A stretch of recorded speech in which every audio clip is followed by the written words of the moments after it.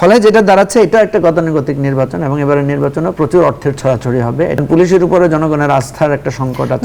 Challenge আকারে বিপ্লবী আকারে নেয়ার প্রবণতা ওনাদের মধ্যে আমরা দেখলাম না। ওনারা খুব গতানুগতিক একটা ইলেকশন যেটা সব সময় করা হয়, একটা বাজেট হবে, পুলিশের জন্য কত বাজেট, আর্মির জন্য কত বাজেট, রোড ম্যাপ যেটা দেয়া হয়েছে এটাকে আমরা ইতিবাচক হিসেবে দেখি প্রথমত। দ্বিতীয় হচ্ছে আমরা কিন্তু নির্বাচন কমিশনের সাথে যখন সাক্ষাৎ করেছিলাম, ইলেকশন কমিশনকে আমরা বলেছিলাম যে এই নির্বাচনটাকে আপনারা একটা চ্যালেঞ্জ হিসেবে নেন এবং এটা গতানুগতিক নির্বাচন না করে এটাকে এক ধরনের গণ অভ্যুত্থানের চেতনায় বা গণ অভ্যুত্থানের যে অভিপ্রায় সেটার ছাপ যাতে এটাতে থাকে। প্রাথমিকভাবে যে পথনকশনরা দিয়েছেন এটা কিন্তু খুব বেশি ইতিবাচক বা একদম বৈপ্লবিক কিছু আছে বলে আমার কাছে মনে হয় না। কিছুটা গতানুগতিকতা দেখলাম যেগুলা সবসময় হয়ে থাকে সেটাই। যেমন দেখেন, আমরা ওনাদেরকে অনুরোধ করেছিলাম যে আপনারা এরকম করতে পারেন কিনা এবারের নির্বাচন কমিশন, কারণ আপনারা তো বলছেন যে খরচ কমাতে হবে, কালো টাকার ছড়াছড়ি করা যাবে না, পরিবেশ নষ্ট করা যাবে না। সেক্ষেত্রে ইলেকশন কমিশন যদি নিজেই একটা সেন্ট্রাল পোস্টারের ব্যবস্থা করত, নিজেরাই একটা প্রচারণার দায়িত্ব নিজেদের কাঁধে তুলে নিত এবং ইলেকশনের দিন ভোটারদের আনা নেয়া সহ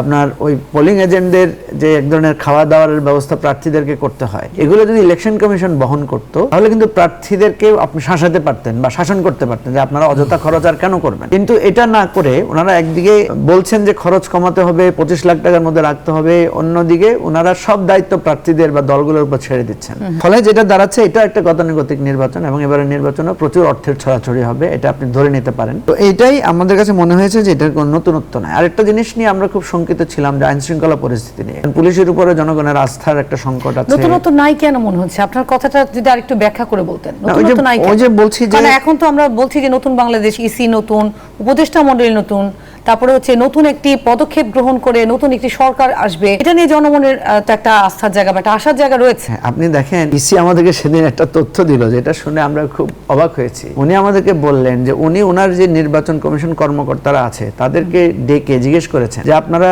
2001 বা 2008 বা 1991 সাল বা 96 সাল এই সমস্ত নির্বাচন পরিচালনার অভিজ্ঞতা কার কার আছে? একজন কর্মকর্তাও বলেন নাই যে ওই নির্বাচন পরিচালনার অভিজ্ঞতা তাদের অভিজ্ঞতাটা কোনটা? তাদের আছে 2024, তাদের আছে 2018, 2014 অভিজ্ঞতা আছে। মানে সবগুলাই হচ্ছে আপনার ফেক ইলেকশন, ফার্স্ট ইলেকশন, বাজে ইলেকশন। তাহলে এই নির্বাচন কর্মকর্তাদেরকে দিয়ে উনি যে নির্বাচনটা চালাবেন সেটাই তো একটা বড় ধরনের হুমকির কথা, তাই না? সো এখানেই আমরা বলেছি, ইভেন আমরা এই পরামর্শ দিয়েছিলাম যে আপনি আগের যুগে যারা খুব ভালো রিটার্নিং অফিসার ছিল, খুব ভালো ইলেকশন পরিচালনা করেছে, আপনি তাদেরকে ক্রপ করেন, তাদেরকে চুক্তিভিত্তিক নিয়োগ দেন।